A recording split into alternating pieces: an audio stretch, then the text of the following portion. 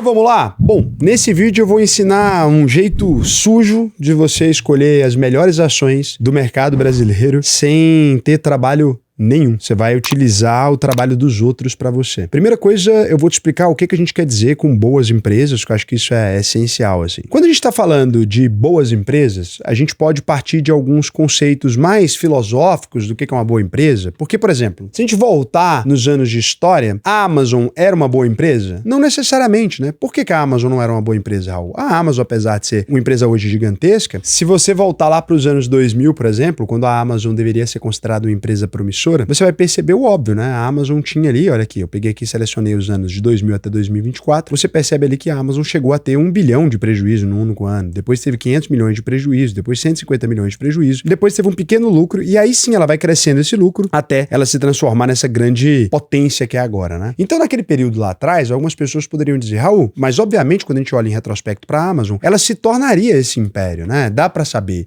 existem sinais. Bom, o mercado não enxergou esses sinais, ninguém enxergou esses sinais, tanto é que a cotação da empresa basicamente não evoluiu naquele período. Quando você volta lá atrás, os poucos que compravam eram entusiastas, né? E acreditavam naquilo lá, mas você repare que, olha só, a empresa aqui ela até tem uma evolução lá até nos anos 2000, ali a gente tem uma crise, a bolha das .coms, e olha o que acontece, né? A cotação da empresa despenca até 70%. A Amazon é considerada uma azarona. Nesse período aqui, ninguém investiu na Amazon até que ela começa a ter lucros muito consistentes, mesmo assim pouca gente investe até os períodos mais recentes. A mesma coisa pode ser dita de Meta, a mesma coisa você pode voltar lá atrás e você vai perceber, né, com Meta, com Google. Todas essas empresas registraram prejuízo ali nos seus primeiros anos e só depois elas registraram lucro. Mas quem investiu se deu muito bem. Agora, como é que a gente ia separar Meta, Amazon e todas essas empresas das mais de 100, 200 empresas ali que quebraram no período da bolha das .com, né? Não dá pra pensar nisso, não dá pra imaginar que isso ali poderia acontecer. Então, ninguém consegue adivinhar o futuro. E não é assim que a gente deve buscar investir em um negócio. Por quê? Porque se você ficar tentando investir a maior parte da sua carteira em empresas que podem dar grandes tiros, o mais provável é que você passe a vida inteira errando, né? Você até pode ter uma parte do seu dinheiro aqui que você coloca, né, em empresas deficitárias que no futuro podem registrar esse lucro sim. Não tem problema nenhum você fazer isso, mas lembrando dos riscos. Então, quando a gente fala de uma empresa boa, o que a gente precisa procurar de fato? Se a gente quer procurar empresas que vão crescer de cotação ao longo dos anos, vamos, por exemplo, imaginar um Itaú, o que a gente está procurando? A gente não está procurando uma empresa que tem uma chance de multiplicar o seu capital por sei lá quantas vezes. Esse é um dos jeitos de investir, né? E esse jeito é muito mais arriscado. Tem um jeito um pouco mais seguro que também pode provocar um grande ganho de capital. Que é o seguinte, vamos fazer uma análise um pouco mais simples aqui. Vou pegar aqui as ações de Itaú, né, YouTube 4, e a gente vai dar uma olhada, as ações preferenciais de Itaú. O que a gente vai olhar aqui? Se você pegar Itaú e voltar ao longo dos anos, vamos pegar aqui e fazer a mesma coisa que a gente fez com a Amazon, vamos pegar aqui de 2010, né? 2010 aqui a gente percebe, desde 2010, Itaú é uma empresa extremamente lucrativa e cada vez esse lucro é maior, né? Se pegar aqui o histórico de lucro e receita, ó, dos últimos 10 anos, o que você vai perceber? O Itaú tem sempre um lucro consistente, então o lucro da empresa está crescendo. O que mais que a gente pode perceber aqui em Itaú? A gente pode perceber que a empresa não tem dívida, né? O Itaú é banco, banco não tem dívida normalmente, mas se fosse uma empresa qualquer, você poderia perceber também. A gente percebe que o crescimento dos últimos 5 anos do Itaú, ele tem aqui 23,42%, né? Ou seja, o crescimento anual composto, o CAGR aqui, CAGR, como ele é chamado também, ele é extremamente alto. A empresa tem um payout de 62%, ou seja, ela distribui 62% do lucro que ela teve do ano em dividendos. E é uma empresa que, obviamente, ela cresceu ao longo de todos esses anos. Ela já era boa lá atrás. Eu não precisei acertar o da mosca, né? Ela já era uma empresa boa. Será que empresas boas também crescem? Será que a cotação de empresas boas crescem ou eu preciso ficar tomando risco? O que a gente vai perceber aqui na hora que a gente vai fazer essa análise? Você vai perceber aqui num período de 20 anos, se você fizer, ou 25 anos aqui, vamos considerar desde que dos anos 2000, se você tivesse investido, por exemplo, R$100 todos os meses e começado com R$1.000, que era muito diferente R$100 lá no começo do plano real do que hoje em dia, né? Mas a gente tem que fazer algum tipo de simulação, a gente precisa partir de algum lugar. Você teria chegado aqui em R$740.871, né? Então você teve 2.297,64% de crescimento. Então foi um ganho bem interessante, né? Uma pessoa teve uma rentabilidade média mensal de 1,05%. Isso, considerando na época, olha só, né? Se você pegar aqui nos últimos anos, você vai perceber que o CDI não evoluiu tanto, o Ibovespa não evoluiu tanto, o Itaú cresceu mais do que tudo isso. Quanto mais dinheiro você investiu, também mais dinheiro vai virar. Se você tivesse colocado R$1.000 por mês, por exemplo, você teria uma quantia absurda hoje. É até difícil a gente acreditar, né, nesse número. Fica até complicado, porque você teria um investimento investimento relativamente pequeno perto de um grande bônus, né, que você teve ali na frente. Olha só, por exemplo, o que teria acontecido, né? Você teria transformado 300 mil em 6 milhões 650 mil, que é um valor realmente muito fora da curva aqui.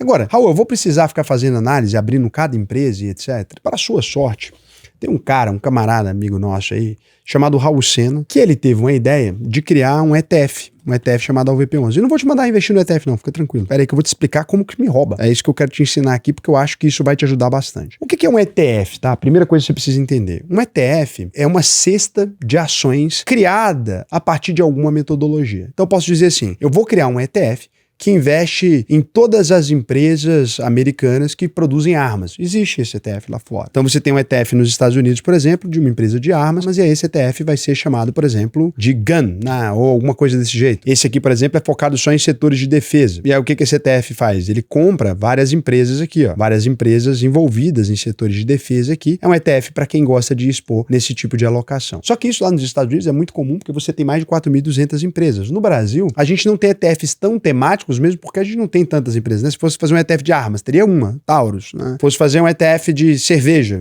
teria uma também, Ambev. Então a gente não tem uma gama de empresas tão grandes assim para fazer esses ETFs temáticos. Mas eu decidi fazer um ETF muito simples. O que eu me baseei? Em que metodologia que eu me baseei? Eu foquei em criar um ETF que ele foca em ações fundamentalistas. Então ele investe em ações de boas empresas que atendam determinadas exigências. Quais são essas exigências? Que eu acho que isso aqui fica mais fácil de você entender. As empresas precisam ter pelo menos 5 anos na bolsa, eu ia colocar 10, mas eu achei que seria melhor assim, porque eu já estou cobrando muito critério. Precisam ter mais de 3 bilhões de valuation para investir em coisa muito pequena. As ações e units precisam ter acima de 100 milhões em negociação, para não ficar comprando caro, né, aqui, 100% dos dias negociados. Ele exclui empresas em recuperação judicial ou extrajudicial, não tem porcaria. Exclusão de empresas sem entrega de informes também, que estejam atrasadas, né. Exclusão dos setores de varejo, que mais quebra no Brasil. Proteína animal, também é muito complicado no Brasil. E transporte aéreo, também empresas que quebram e são ultra endividadas. E ele seleciona ativos que tenham lucro positivo nos últimos 5 anos, ou seja, estejam lucrando, endividamento líquido inferior a 3 vezes o EBITDA, né, que é o Earnings Before Interest and Taxes, ou seja, a empresa tem que ser capaz de, com o lucro operacional dela, de 3 anos, pagar a dívida dela inteira. Ela tem que ter um ROI acima de 10%, ou seja, se eu invisto R$1 milhão, tem que estar rendendo pelo menos 100 mil, e tem que ter uma margem líquida superior a 8%. Com isso aqui,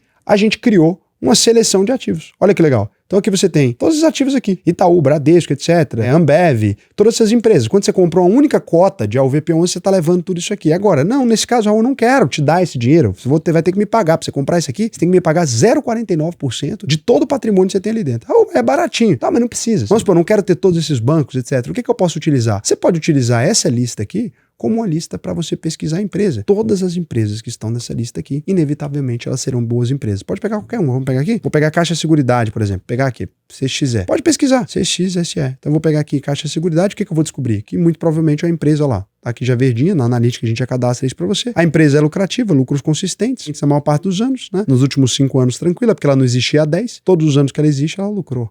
Pronto.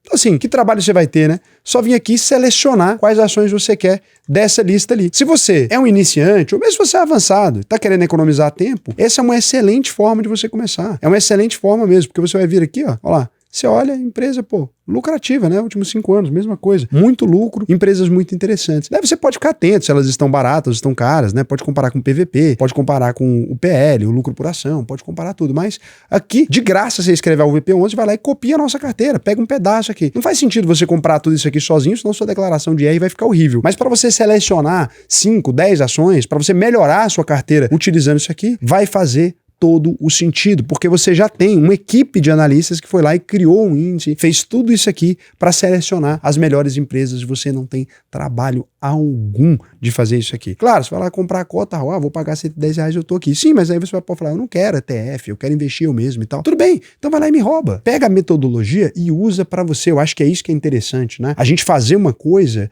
e você ir lá e conseguir usar, mesmo sem pagar, você conseguir tirar proveito de algo que tá aí tá disponível para vocês, eu não tenho benefício nenhum com isso, mas aqui é uma forma suja, né, digamos assim, uma forma rápida aqui de você selecionar bons ativos sem ter essa trabalheira. Tem outros ETFs com algumas metodologias que eu gosto menos, mais focado em dividendos, etc, mas que também dá para você fazer um filtro quality, né, talvez o NDIV, alguns outros ETFs. Agora, isso aqui é uma manobra sensacional para você se beneficiar. Raul, não, cara, eu queria me aprofundar, pô, tô há anos investindo, não saio muito do lugar, né, eu vejo um vídeo de um, vejo um vídeo de outro, eu queria uma coisa, uma metodologia para eu seguir, uma coisa mais funcional, quero ter acesso às ferramentas, imagina isso aqui, né, uma ferramenta da UVP, isso aqui é uma ferramenta de dentro da plataforma, isso aqui você não tem como ter sem virar meu aluno, que é o seguinte, junta todos os seus bancos, consolida e fala quanto você tá gastando, quanto você tá, com o que você tá gastando, pega todos os seus, as tags aqui, já classifica para você se é alimentação, se é educação, se é transporte, se é vestuário, tudo isso aqui entra automaticamente, já classifica para você, alguns você tem que fazer manual, porque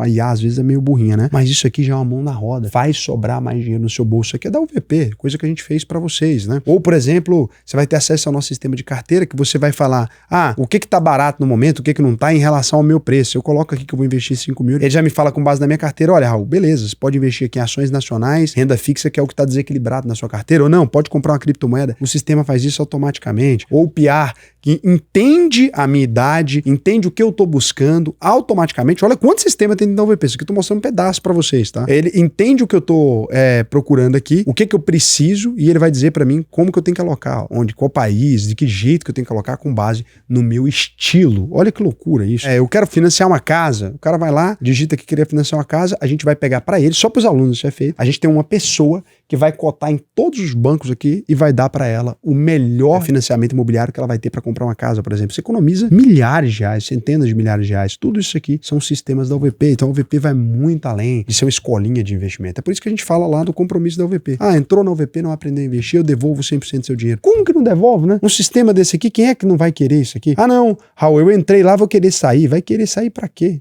Então é esse o ponto. Agora deixa eu verificar se vocês me colocaram alguma pergunta aqui. E aí, mano, muito boa a dinâmica do vídeo. Me dá uma força para gerir uma empresa. Quais os principais conhecimentos necessários? A questão é que trabalho há 17 anos na mesma. E a partir do ano que vem vou subir para gestão e quero fazer bem feito. Cara, é estudar muito a área que você tá indo, tá? Raul, Área 11 no Ion aparece indisponível para mim desde ontem. Sabe de algo? Cara, o Itaú, esses bancões todos estão boicotando o Área 11, eu não sei por quê, cara.